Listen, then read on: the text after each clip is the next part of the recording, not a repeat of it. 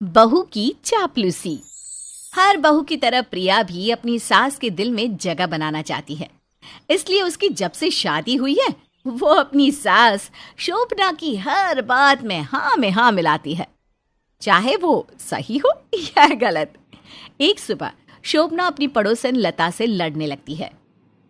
कान खोल कर सुन ले रही लता, आज के बाद तूने मेरे घर के सामने कूड़ा फेंका ना तो मैं तेरे घर में अपने घर का और सारे मोहल्ले का कूड़ा फेंक दूंगी। शोभना क्यों अपना और साथ साथ सारे मोहल्ले का दिमाग खराब करती है?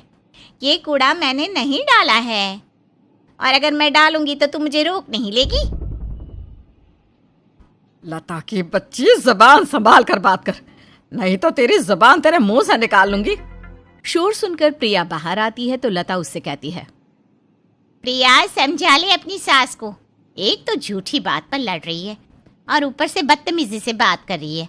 मैं भी इसे नहीं छोड़ूंगी। आंटी जी, मेरी सास कभी झूठ नहीं बोलती। आपने कूड़ा किया है तो किया है और आप क्यों इन्हें नहीं छोड़ेंगी? आप मेरी सास से कुछ कह कर तो देखिए, मैं ही आपको नहीं छोड़ूंगी। सही है, सास शेर तो बहू सवा शेर। बिल्कुल अपनी जैसी बहू लाई है शोभना, एकदम कार्बन कॉपी। माँ जी चलो ना आप अंदर, सुबह सुबह किन किन लोगों के मुंह लगने लग जाती हो। हाँ, अच्छी तरह समझा दे अपनी सास को कि हम जैसे लोगों के मुंह लगने की कोई जरूरत नहीं है।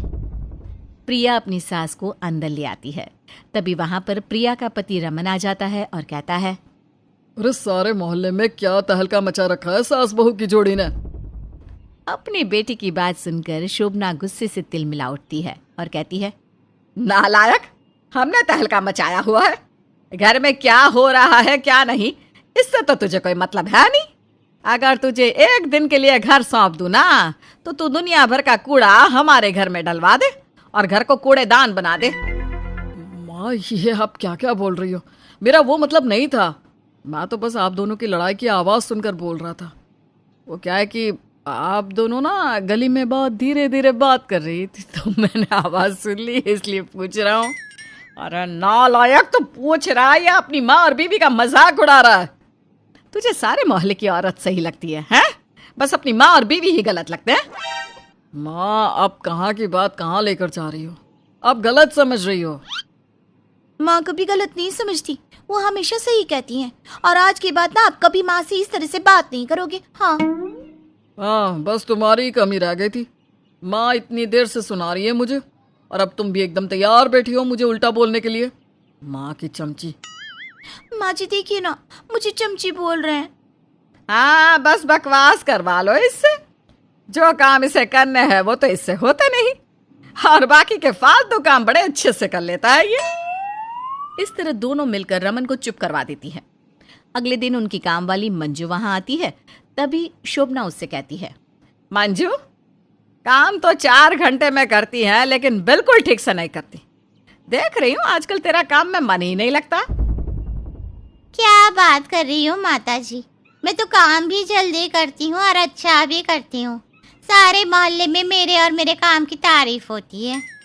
अरे बस कर मंजू, अपने मियाँ मिट्टू बनने की जरूरत नहीं है। जितना कहा करूँ उतना ही किया कर और काम में ध्यान लगा, नहीं तो मुझे कोई और काम वाली ढूंढनी पड़ेगी। अरे माता जी, ये क्या बात कर रही हो?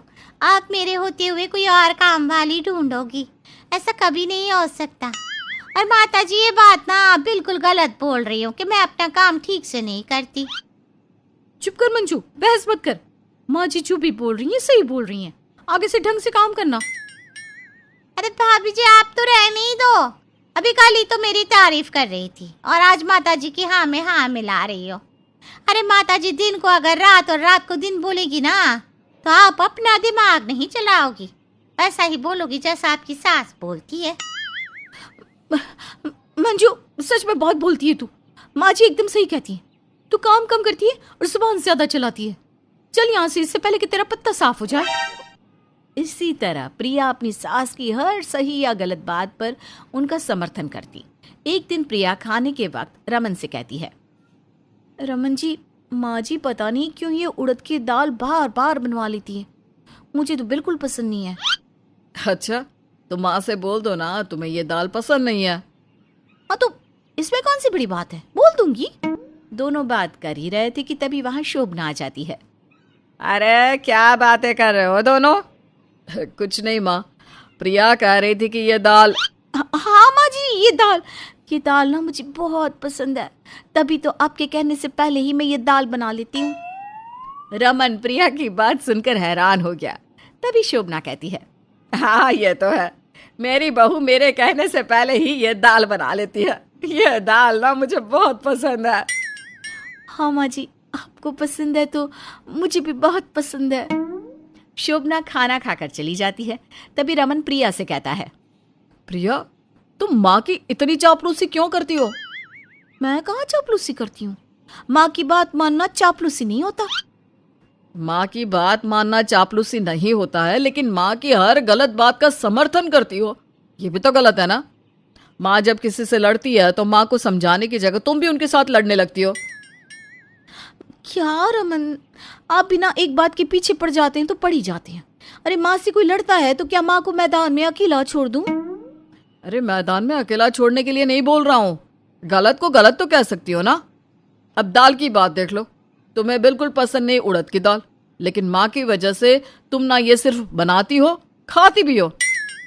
अरे तो क्या हो गया, अगर मैं माँ को बोल देती कि मुझे दाल पसंद नहीं है तो माँ को बुरा ना लगता?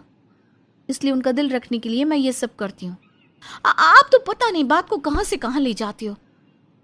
तुमसे और माँ से मैं कभी नहीं जीत पाऊंगा, ऊपर से तुम्हारे फिजूल के तर्क।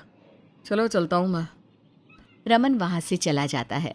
उसके बाद प्रिया घर का सारा काम निपटाने के बाद टीवी देखने लगी।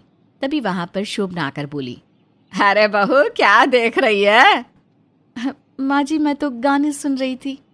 अरे छोड़िए आजकल के गाने, कोई अच्छा सा भक्ति का चैनल लगा लेना।